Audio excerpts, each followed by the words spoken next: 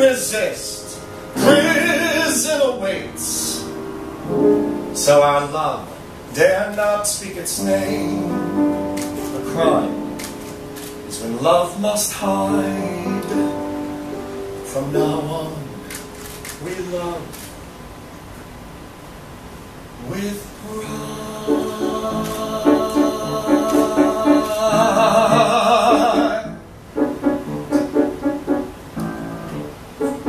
We're not afraid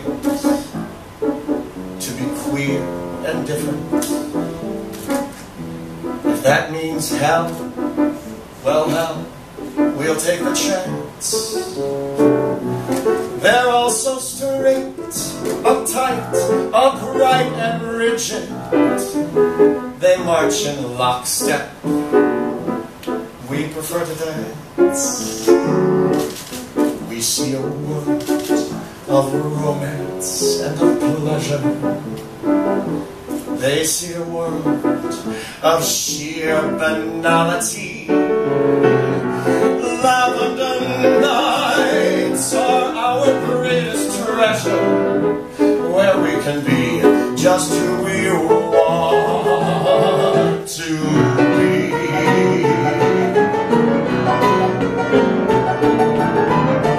Lock us up, send us away. That's what you'd really like to do. But we're too strong, proud, unafraid. In fact, we almost pity you. You act out of fear. Why should that be? What is it that you're frightened of? The way that we dress, the way that we meet, the fact that you can't destroy our love. You're going to win our right to lavender days and nights.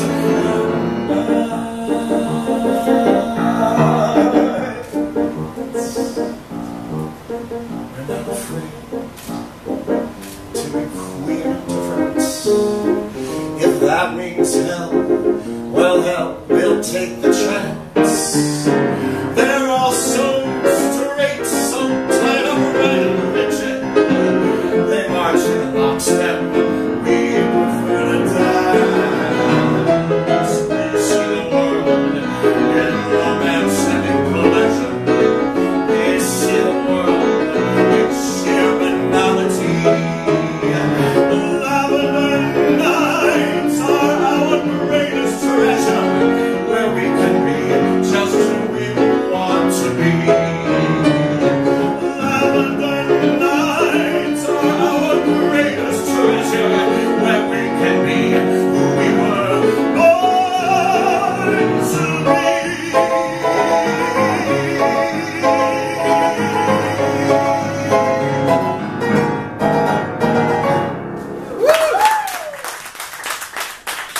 My name's Mark Nadler.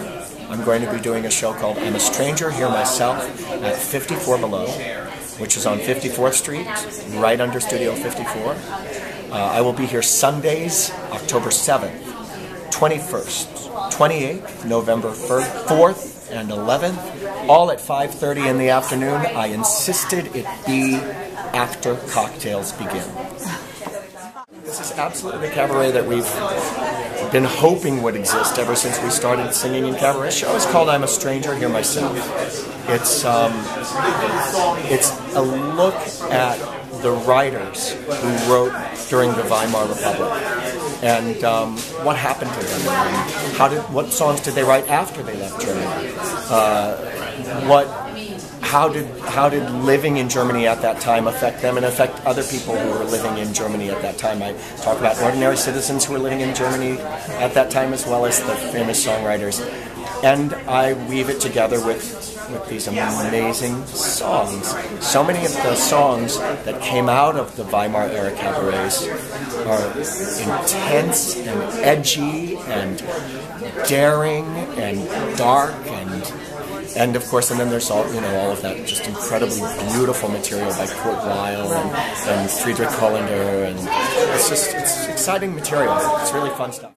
The miracles of the Weimar Republic is that it was a time of total freedom, and all of this rigidity was being busted through in every way. I mean, Kurt Weill's families were nudists. I mean, it was like everywhere there was freedom of every kind, and I love that. I didn't know that his family were nudists, but I loved his music despite the fact that I didn't know that. I'm a Jew who's gay, who came from Waterloo, Iowa, so I relate to these people and their, I was a bit of a stranger myself in Iowa, and we all are, we all have this part of our lives that just doesn't fit in, and that's what I'm examining in this show. Arrangements are in this cabaret? Well, I do all the arrangements, and in this particular show I of course play the piano and sing, and I also am working with an accordion player named William Schimmel and a violinist named Christine Kwok.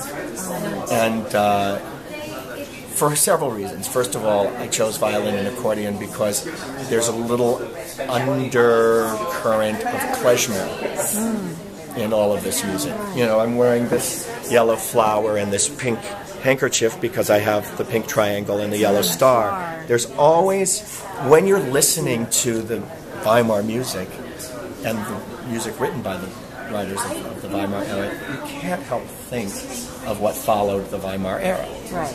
And it's just omnipresent. So I infuse all of the arrangements with that and with this. It's different than anything you ever done? This show has moments of extreme high energy, as befits the material, but there are some incredibly introspective moments. And one of the things that's a first in this show is that there's one song that I sing that my arrangement is built toward the audience not applauding. It's built towards silence. I've never done that before, but it was necessary to tell the story that I'm telling in this particular show. I did this show in Australia in June. Oh, at the Cabaret Convention? At the Adelaide Cabaret Festival. And it worked. People didn't applaud after this particular song, which intensified the experience into the next number, which is the penultimate number of the show, after which, of course, they erupted. And it was an important part of telling the story that I'm telling in this show.